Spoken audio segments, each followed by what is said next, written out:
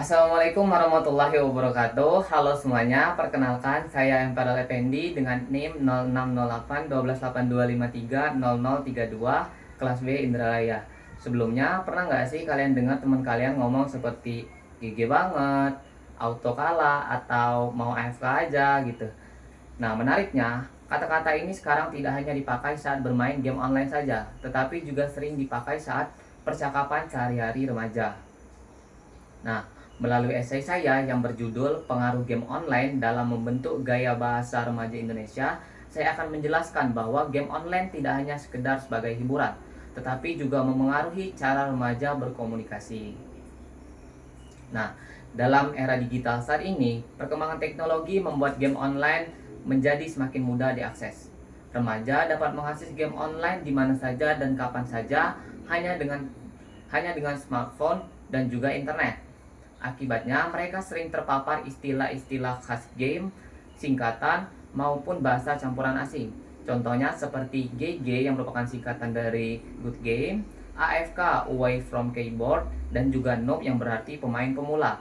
Karena dilakukan secara terus-menerus, istilah-istilah tersebut membuat akhirnya terbawa ke kehidupan sehari-hari. Nah, fenomena ini menunjukkan bahwa bahasa dalam game telah menjadi bagian dari gaya komunikasi remaja modern.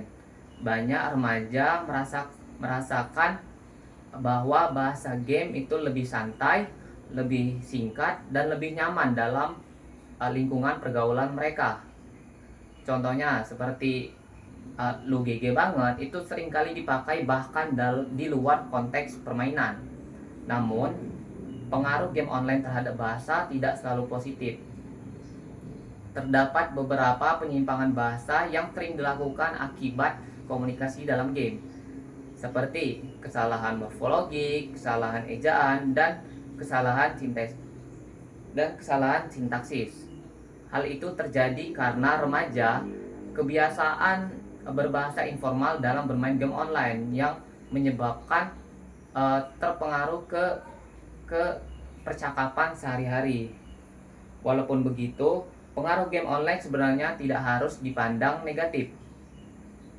Bahasa game juga bisa menjadi simbol identitas dan juga solidaritas antar remaja.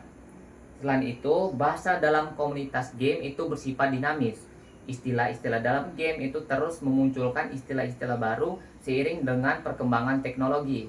Seperti misalnya OTW atau on the way itu sering digunakan untuk melacak atau mengetahui posisi pemain atau pergerakan pemain. Tetapi faktanya atau menariknya, bahasa dalam game juga bisa berubah sesuai dengan konteks permainan atau situasi permainannya.